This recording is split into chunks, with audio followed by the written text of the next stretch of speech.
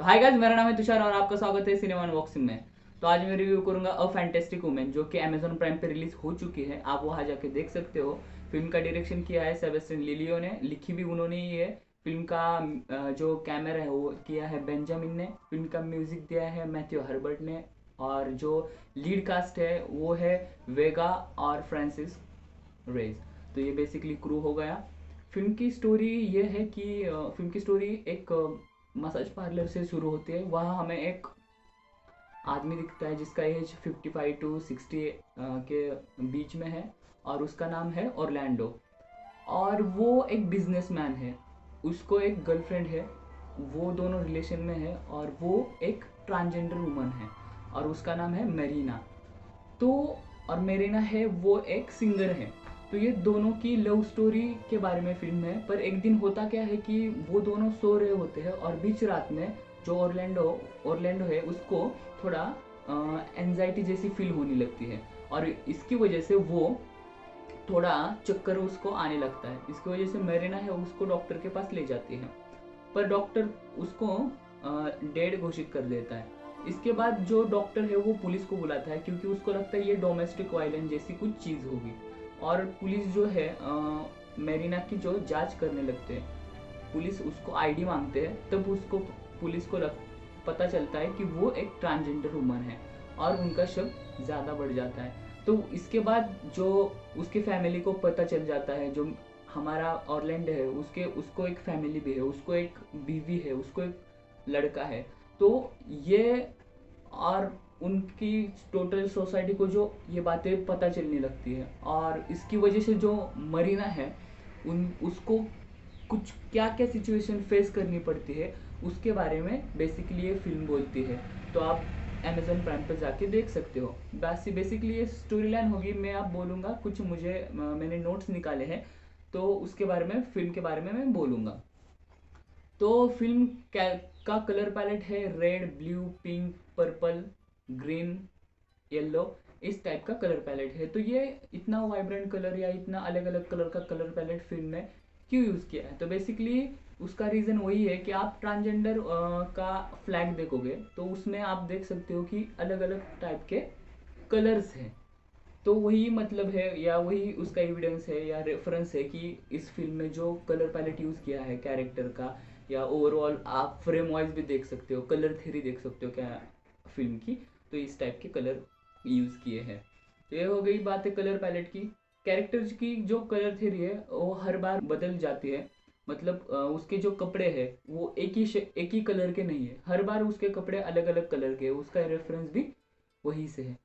अब मैं बोलूँगा थोड़ा प्रोडक्शन डिज़ाइन के बारे में कि कितना माइन्यूट माइन्यूट लेवल पे प्रोडक्शन डिज़ाइन की जाती है। प्रोडक्शन डिज़ाइन मतलब जो हमारा सीन जहाँ शूट हो रहा है उसका जो एनालिसिस है, मतलब वहाँ का जो सेट है वो जो डिज़ाइन करते हैं उसको बेसिकली प्रोडक्शन डिज़ाइन कहा जाता है।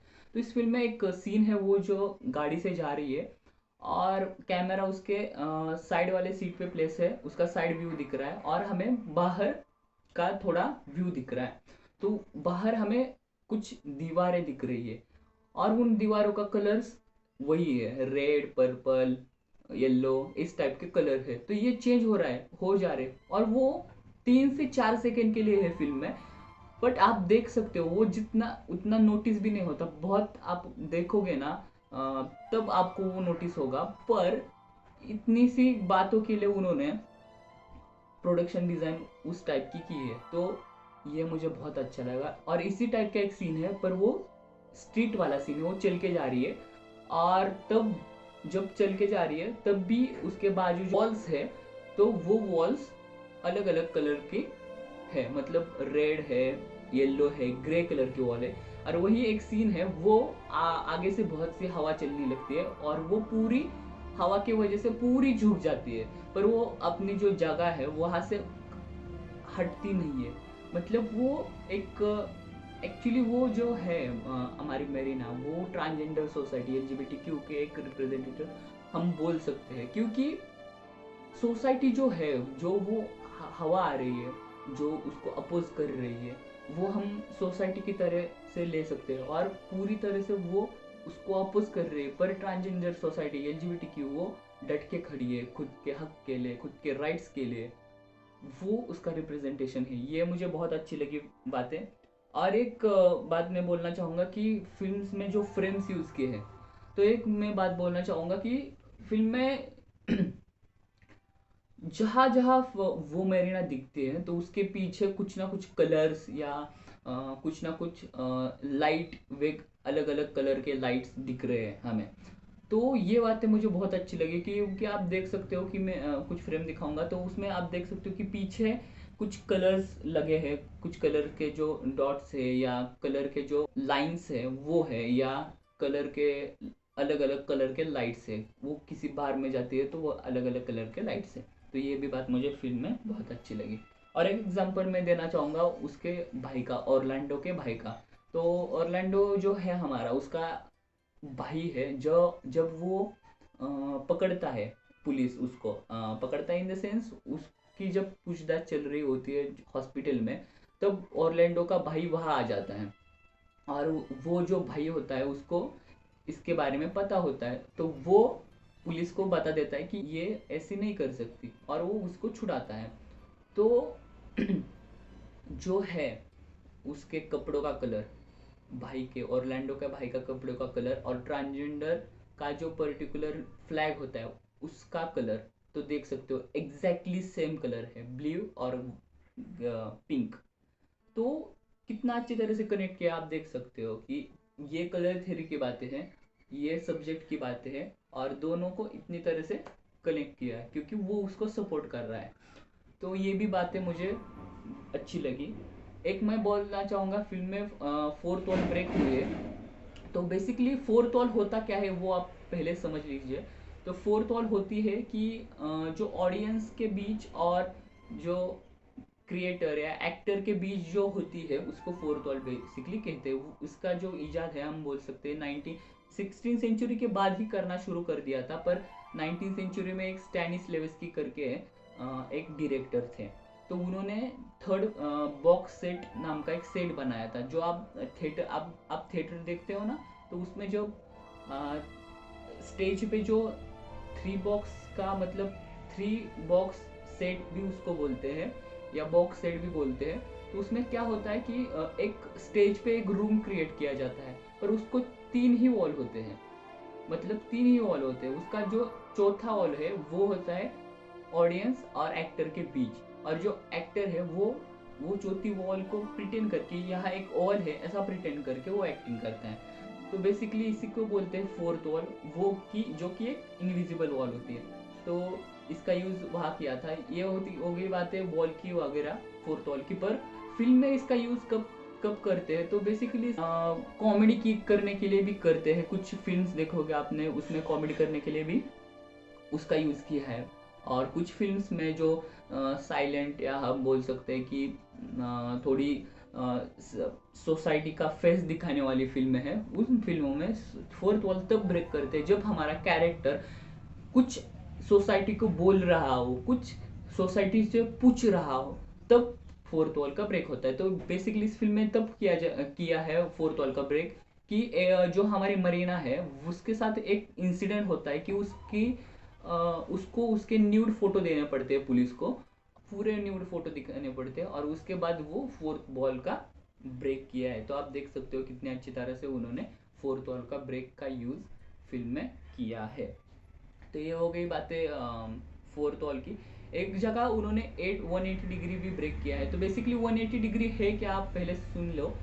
तो 180 डिग्री बेसिकली होता क्या है कि दो कैरेक्टर के बीच में एक इमेजनरी लाइन होती है, मतलब एक कैरेक्टर यहाँ है, एक कैरेक्टर यहाँ है। तो दो कैरेक्टर के बीच जो इमेजनरी लाइन है उसको कैमरा ब्रेक करता है, मतलब कैमरा यहाँ है तो कैमरा यहाँ आ जाएगा।